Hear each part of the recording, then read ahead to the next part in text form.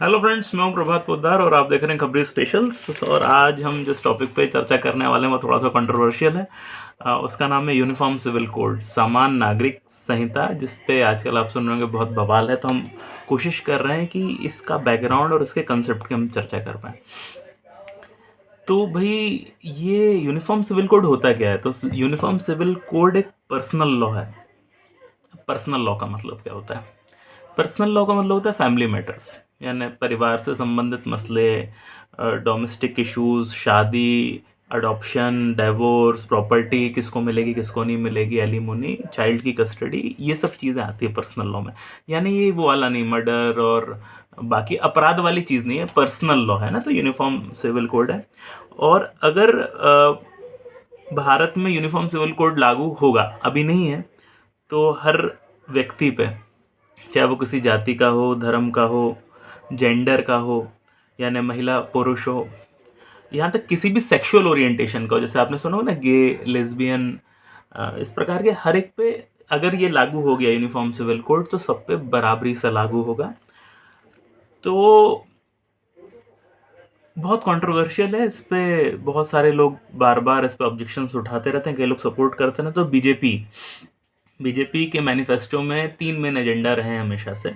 एक तो धारा 370, आर्टिकल 370 सॉरी, राम मंदिर और यूनिफॉर्म सिविल कोड। तो दो तो भाई हो गए ख़त्म, आर्टिकल 370 भी एब्रोगेट हो गया है, राम मंदिर का निर्माण हो रहा है। तो यूनिफॉर्म सिविल कोड ले दे के एक ऐसी चीज़ बची है जो बीजेपी बहुत टाइम से चाहती है कि भारत में लागू हो। तो बीजेपी सपोर्ट में, अगेंस्ट में कौन है? तो जनरली जो लेफ्ट पार्टीज हैं, सीपीआई सीपीएम टाइप वाली, और मुस्लिम संगठन, वक्फ बोर्ड वगैरह, या मुस्लिम पर्सनल लॉ बोर्ड, सॉरी, ये इसमें इसके विरोध में है।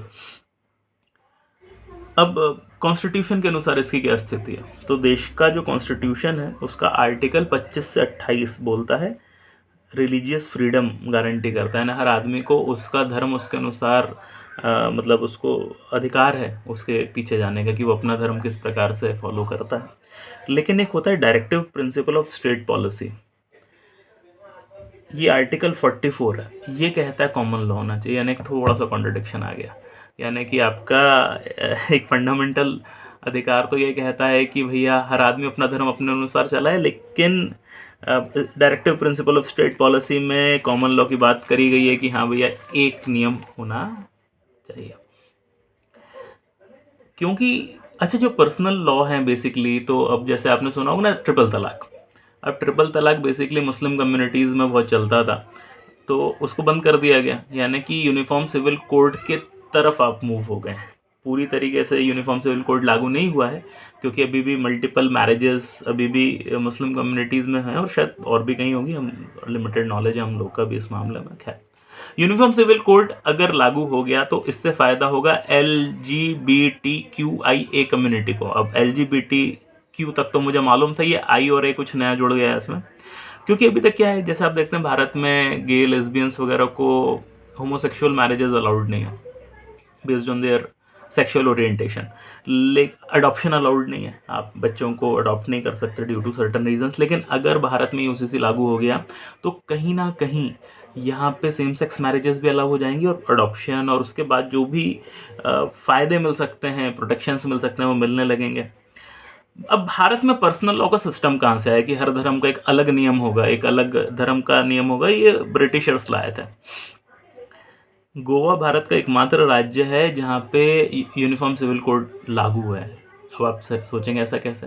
तो देखिए, ब्रिटिशर्स ने हर धर्म के अनुसार अलग नियम की बात करी, पूरे देश में ब्रिटिशर्स का कब्जा, लेकिन गोवा में पुर्तगालियों का था। और पुर्तगालियों ने यूनिफॉर्म सिविल कोड जैसी व्यवस्था हमेशा से गोवा में रखी थी, तो वो अभी भी कंटिन्यू है। तो यूनिफॉर्म सिविल कोड एक प्रकार से अलग नाम से, गोवा सिविल कोड के नाम से ऑलरेडी गोवा में है, बाकी देश के हिस्सों में नहीं है। खैर, तो भारत में पर्सनल लॉ, जैसा हमने कहा, 1940 के आसपास ब्रिटिशर्स ने डाला था। उनको डर लगता था कि भारत के जो रिलीजियस लोग हैं उनसे हमारा विरोध होगा, तो उनको थोड़ा सा शांत रखने के लिए उन्होंने ये किया था।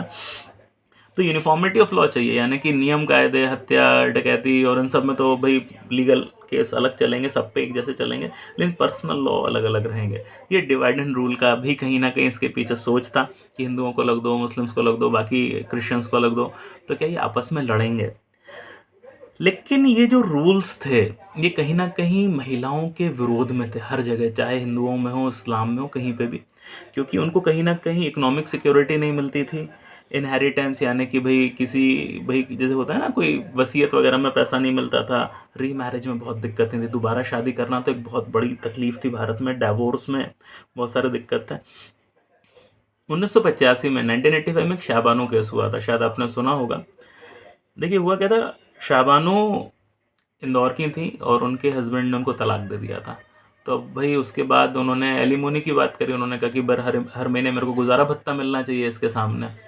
तो उनके हस्बैंड ने कहा कि पर्सनल लॉ के अनुसार तो ये पैसा आपको नहीं मिलना चाहिए, हमारा जो मुस्लिम पर्सनल लॉ है उसमें इस प्रकार का प्रावधान नहीं है। तो ये चली गई सुप्रीम कोर्ट, चली गई सुप्रीम कोर्ट में जीत गई। सुप्रीम कोर्ट ने कह दिया कि हाँ भैया आपको तो गुजारा भत्ता देना पड़ेगा। तो उस टाइम जो कंजर्वेटिव मुस्लिम्स थे उन्होंने सरकार पे बहुत प्रेशर डाला। सरकार थी उस टाइम राजीव गांधी की और 400 से ज़्यादा लोकसभा में सीटें थी उनकी। वो इतने प्रेशर में आए राजीव गांधी कि उन्होंने सुप्रीम कोर्ट के नियम को पलट दिया था।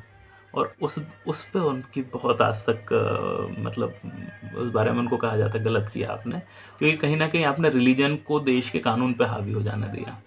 और आज भी बीजेपी कई बार कहती है हम बना देंगे, हमको जो ऑर्डिनेंस बनाना है हिंदू धर्म के फेवर में, तो लोग कहते कैसे बना देंगे, अब बोला आपने भी बनाया था, तब तो कोई तकलीफ नहीं थी। तो वो एक टैक्टिकल स्ट्रेटेजिकल मिस्टेक आज भी शाबानो केस माना जाता है, बहुत बड़ा केस है, उस पर तो कभी अलग वीडियो बनाना पड़ेगा। लेकिन धीरे धीरे जब हम वापस आए कि भाई महिलाओं के खिलाफ थे कानून या महिलाओं के सपोर्ट में नहीं थे, तो थोड़े हिंदुइज्म के रिलीजन के जो थोड़े थे लॉ चेंज होने लगे। Hindu window remarriage act 1856, married women property act 1923, Hindu inheritance removal of disability act 1928, ये थोड़े नए नियम आने लगे जिससे महिलाओं को प्रॉपर्टीज वगैरह में हिस्सेदारी की बात होने लगी। हम वही अंग्रेजों के टाइम की बात कर रहे हैं। लेकिन ये मुस्लिम महिलाओं पे लागू नहीं था। तो भाई इनहेरिटेंस हिंदू महिलाओं को तो फिर भी मिल रही थी, लेकिन मुस्लिम्स को नहीं मिल रही थी। और ये नए नियम इसलिए नहीं आ पा रहे थे क्योंकि कहीं ना कहीं मुस्लिम ग्रुप्स इसका अपोजिशन कर रहे थे। स्टिल हिंदुज़ में भी हिंदुओं में भी ऐसा माना जा रहा था कि महिलाओं की स्थिति उतनी अच्छी नहीं थी जितना हम चाह रहे थे। तो जब भारत सरकार मतलब इंडियन गवर्नमेंट बनी अपने नेहरू जी की, तो उस टाइम हिंदू कोड बिल्स आए 1950 के दशक में। तो हिंदुइज्म को मॉडर्नाइज करने के लिए आए थे। तो मल्टीपल थे, 3 या 4 थे जो जेंडर डिस्क्रिमिनेशन को कम कर पाए। तो उस टाइम भी बहुत विरोध हुआ था इसका कि जिस हद तक आने चाहिए तो उतने हद तक नहीं आए, कहीं ना कहीं डाइल्यूटेड आए। क्योंकि उनको लगता था कि हिंदू में जो कंजर्वेटिव ग्रुप हैं वो गुस्सा हो जाएंगे। अच्छा, हिंदू कंजर्वेटिव ग्रुप कह रहे हैं कि आप हिंदुओं के तो लिए लाए, मुसलमानों के लिए क्यों नहीं लाए? बोला आप उनसे डरते हो। अगर आप एक प्रोग्राम देखेंगे प्रधानमंत्री एबीपी न्यूज़ का, तो उसमें इस पर काफ़ी विस्तार पे चर्चा की गई है।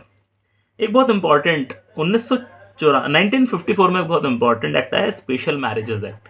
यानी कोई भी व्यक्ति अपने धर्म के अनुसार शादी नहीं करना चाहता, धर्म छोड़ के शादी करना चाहता है, इंटर रिलीजन शादी करना चाहता, तो स्पेशल मैरिज एक्ट में कर ले। अब जैसे हमने देखा कि इस्लाम में महिलाओं को बहुत ज़्यादा प्रॉपर्टी और डिवोर्स के मामले में बहुत ज़्यादा प्रोटेक्शंस नहीं है।